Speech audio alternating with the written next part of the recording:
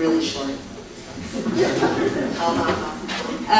My name is Nora Barrows-Friedman. I'm the senior producer and co-host of Flashpoints. Mickey mentioned Flashpoints. We're on every day at 5 p.m.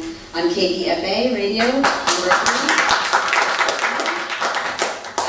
And as well as being the producer and co-host, I also go to Palestine several times a year for the past almost 6 years to report from the ground underneath the the guise of independent investigative journalism, muckraking, and scrappy fight back radio.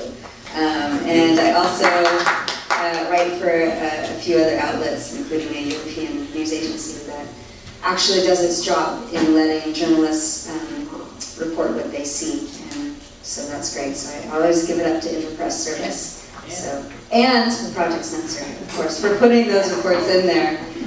Thank you, Mickey and Peter Phillips, for making that happen as well. Okay, so we have 15 minutes to talk about Israel-Palestine.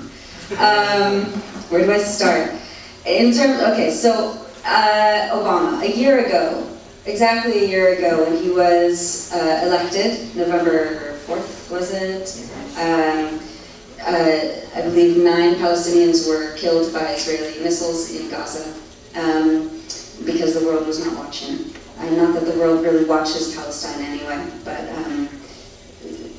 between November and 6 weeks later, Palestinians in Gaza were, anticipating some sort of change in U.S. policy. They're like, great, Obama, Democrat, person of color, someone who has since, in his capacity as a senator and community organizer in Chicago, he actually was very much alive with the Palestinian community there. So people felt like there was some sort of hope going on. And then, of course, December 27th happened. And that's when Israel launched a massive attack, 40 different airstrikes on one single day, killing hundreds of people. And then for the next 3 weeks after that, Israel engaged in a massive massacre, because that's what it was, on an entrapped, occupied population. When all was said and done, on January 18th, 3 weeks later, 1,400 Palestinians were killed, including over 400 children, in a tiny strip of land. You can kind of see it. Here's the great disappearing map of Palestine, right? So Gaza is this tiny little, like, L-shaped corner right there on the sea. 5 miles across, 22 miles down, 1.5 million people inside, trapped on all 4 corners. They cannot get out. It is an entrapped population. What Israel did was a war crime under every single international law on the books. What did Obama have to say? November 20th. I was in Jerusalem, actually, on November 20th, in my friend's house in the Shofet refugee camp outside of East Jerusalem, occupied East Jerusalem. It's been occupied for 42 years now. Obama said nothing about Gaza. He said nothing about Gaza before he was inaugurated. And Palestinians that I was there with who were literally collecting the body parts of their loved ones after the massacre, all of a sudden that hope, gone. It hasn't come back. And Natalie mentioned the word hope. And I understand hope as a concept. But as a good friend of mine said, hope is a passive condition over which you have no agency.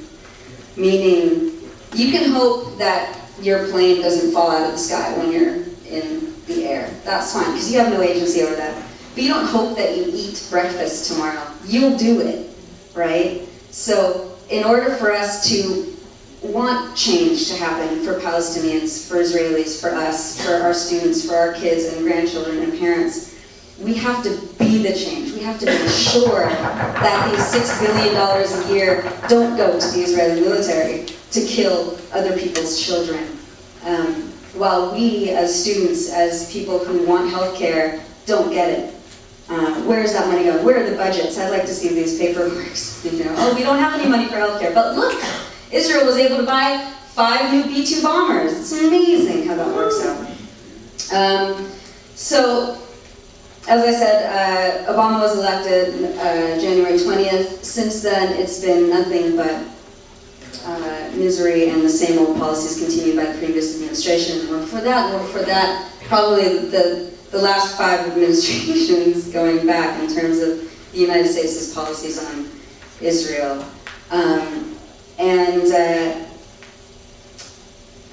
So where does this leave us? People are talking about the settlements and these, negotiations to get Israel to stop building settlements. Well, they tried that in May. Secretary of State Hillary Clinton went over to Israel. She's gone there, like 8 times since, oh, Hillary. If I were in a dark corner, I thought, in May, she gently pressured, kind of, hey, by the way, would you mind not building any more settlements?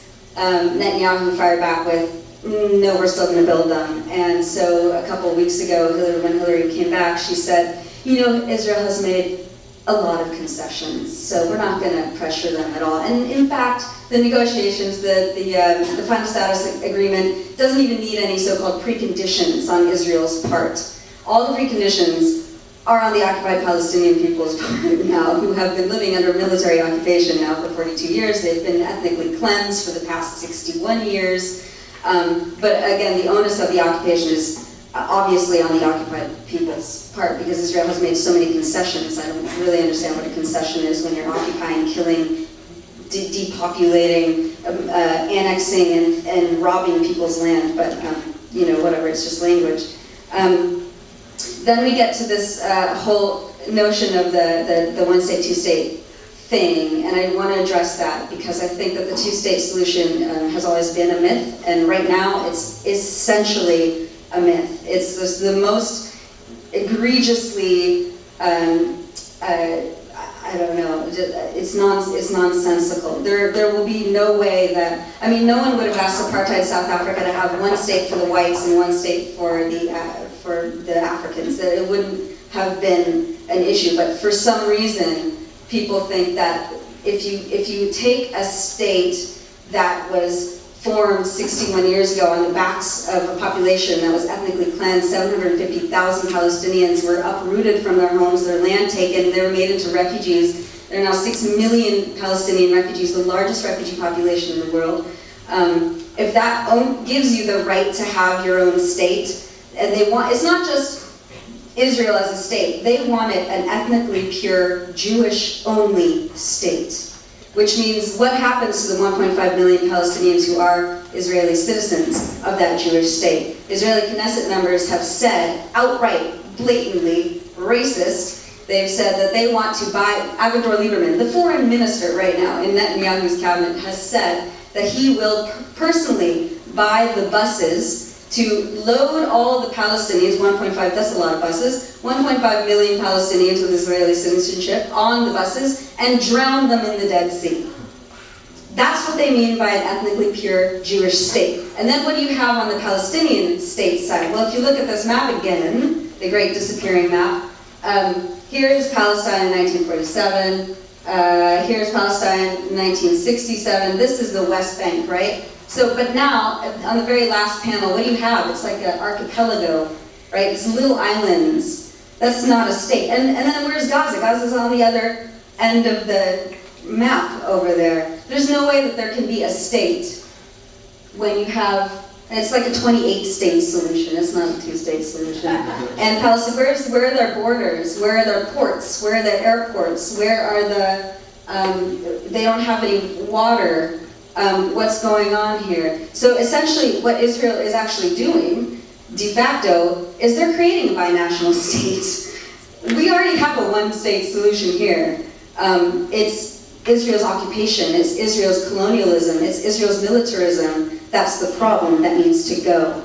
And the only way that that's going to happen is not by hoping that it happens. It's by making sure that we stand in solidarity with the Palestinians all over the world, but especially under military occupation in the West Bank, Gaza Strip, East Jerusalem, and those in the refugee camps in Lebanon, Syria, and Jordan who are fighting like hell just to stay alive, while our country sends billions of dollars to help